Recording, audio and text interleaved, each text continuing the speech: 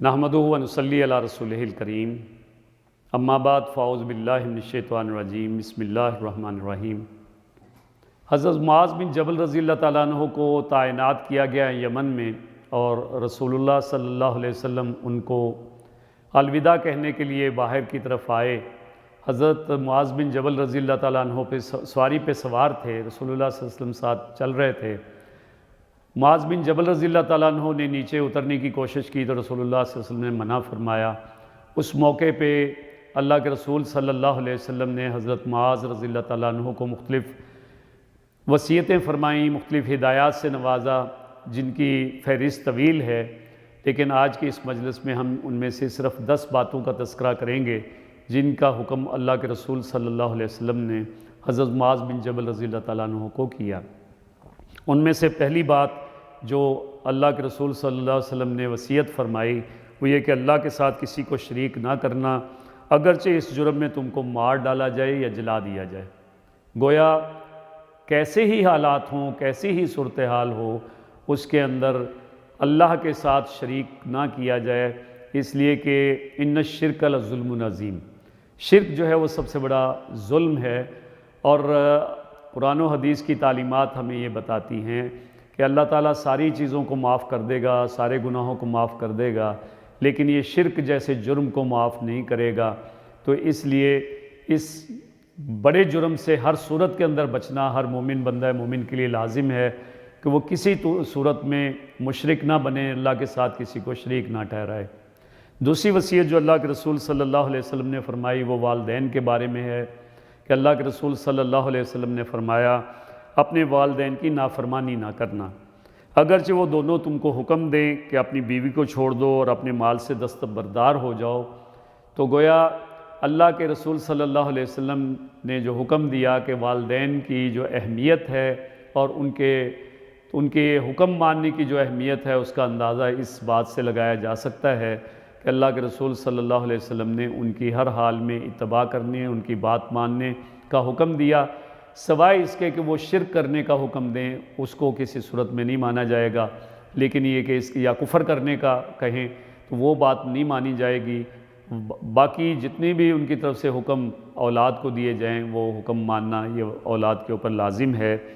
تیسری بات جو ہے جو اللہ کے رسول صلی اللہ علیہ وسلم نے جس کی وصیت حضرت معاذ بن جبل رضی اللہ تعالیٰ عنہ کو کی وہ نماز کی پابندی کا ہے کہ اس کے بارے میں فرمایا کوئی فرض نماز ہرگز ترک نہ کرنا، اس لیے کہ جو شخص فرض نماز کو قصداً چھوڑ دیتا ہے وہ اللہ کی حفاظت اور نگرانی سے باہر نکل جاتا ہے۔ گویا ایک شخص جو نماز پڑھنے والا ہے اور باقاعدگی کے ساتھ نماز کی ادائیگی کرتا ہے وہ اللہ کی نگرانی میں آ جاتا ہے، اور بندہ مومن کے لیے اللہ کے رسول صلی اللہ علیہ وسلم کی طرف سے جو حکم ہے وہ یہی، اور یہ اللہ کا حکم ہے، اللہ کے رسول کا حکم ہے کہ بندہ کسی صورت میں نماز کو نہ چھوڑے اور نماز کی ادائیگی کے اوپر مداومت کو اختیار کرے۔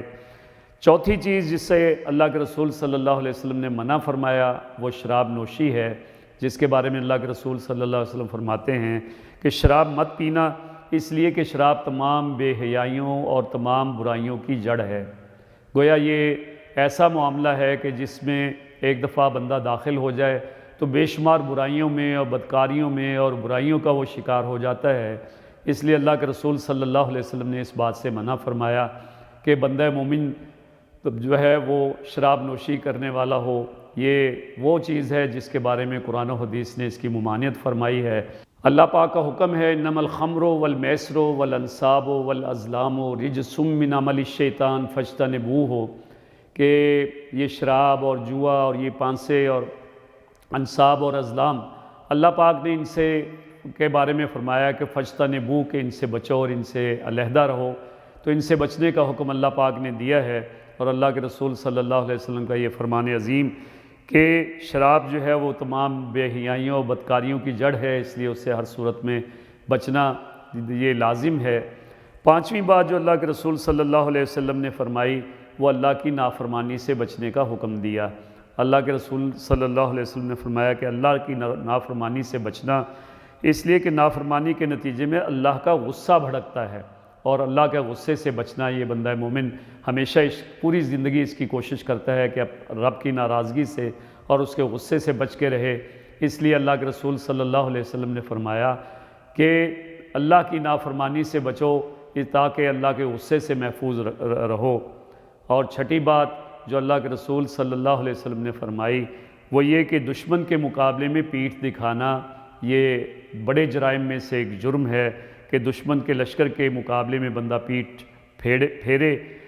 اور فرمایا کہ اگرچہ تمہارے فوج کے سارے سپاہی ہی کیوں نہ ختم ہو جائیں پھر بھی تم پیٹھ مت پھیرنا۔ اور ساتویں بات اللہ کے رسول صلی اللہ علیہ وسلم نے وبا کے بارے میں فرمائی کہ جب لوگوں پر کوئی عام وبا مسلط ہو جائے تو وہاں سے نہ بھاگنا،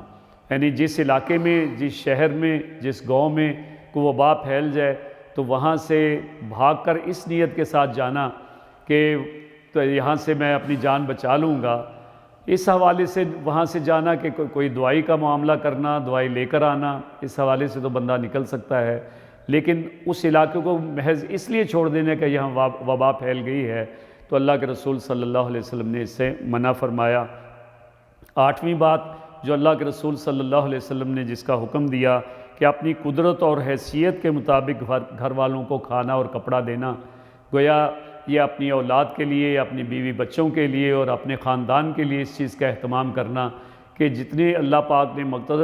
وہ مقدر فرمایا ہے اور جتنا تمہارے پاس وسعت ہے، اپنی وسعت کو پیش نظر رکھتے ہوئے اپنے گھر والوں کے لیے کھانے پینے کا اہتمام کرنا، ان کے لیے کپڑے اور جو کپڑوں کا انتظام کرنا، گویا جو ضروریات زندگی ہیں ان کا اہتمام کرنا، اس کا اللہ کے رسول صلی اللہ علیہ وسلم نے حکم فرمایا۔ اور نویں بات یہ کہ اپنے گھر والوں کی تربیت میں اپنی چھڑی ان سے نہ ہٹانا، گویا اپنے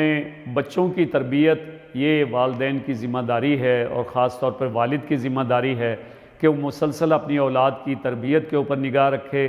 وہ کیا کر رہے ہیں اور کیا ان کو کرنا چاہیے یہ والد کے پیش نظر رہے، اور اس میں نماز کی پابندی کا کروانا اور اسی طرح سے روزہ اور دیگر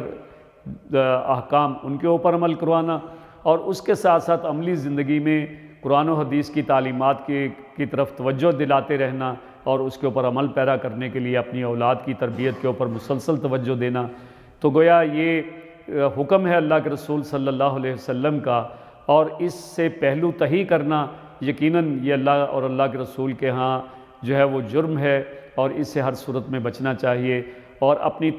اولاد کی تربیت کے اوپر خصوصی توجہ دینی چاہیے، اور یقیناً اگر ہم اپنی اولاد کی صحیح تربیت کریں گے تو وہ ہمارے لیے توشہ بن جائے گی اور ہمارے مرنے کے بعد بھی ہمارے لیے دعا کرنے والی اور ہمارے لیے وہ ایک صدقہ جاریہ بن جائے گی۔ لیکن اگر وہ برائیوں کی طرف مائل ہوگی اور برائیوں میں مبتلا ہوگی تو یقیناً وہ ہمارے لیے توشہ آخرت نہیں بلکہ ہمارے لیے خرابیوں کا باعث ہوگی۔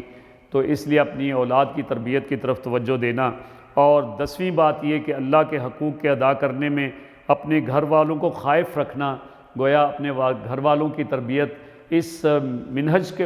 کے اوپر کرنا کہ گھر والوں کو ہر وقت اس بات کی طرف توجہ دلائی جائے کہ وہ کام جو اللہ کی ناراضگی کا باعث بنتے ہیں ان کاموں سے بندہ خود بھی بچے، اپنی اولاد کو، اپنے والدین کو، اپنے گھر والوں کو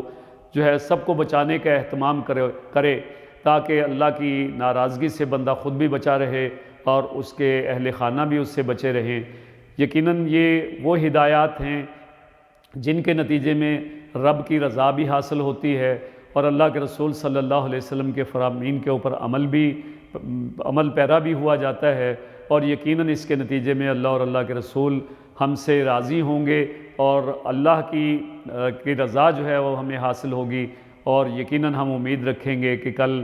حوض کوثر پہ جب اللہ کے رسول صلی اللہ علیہ وسلم کے پاس ہم حاضر ہوں گے تو یقیناً آپ ہمیں دیکھ کر ہمیں خوش آمدید کہیں گے، اپنے حوض کوثر سے وہ جام کوثر ہمیں پلائیں گے۔ تو یہ امید رکھتے ہوئے اللہ اور اللہ کے رسول کے احکام کو پوری طرح سے اپنی زندگی کے اندر ہم جاری و ساری کریں، اللہ تعالی ہمارا حامی و ناصر ہو اور ہم سے راضی ہو جائے۔ وآخر دعوانا الحمدللہ رب العالمین۔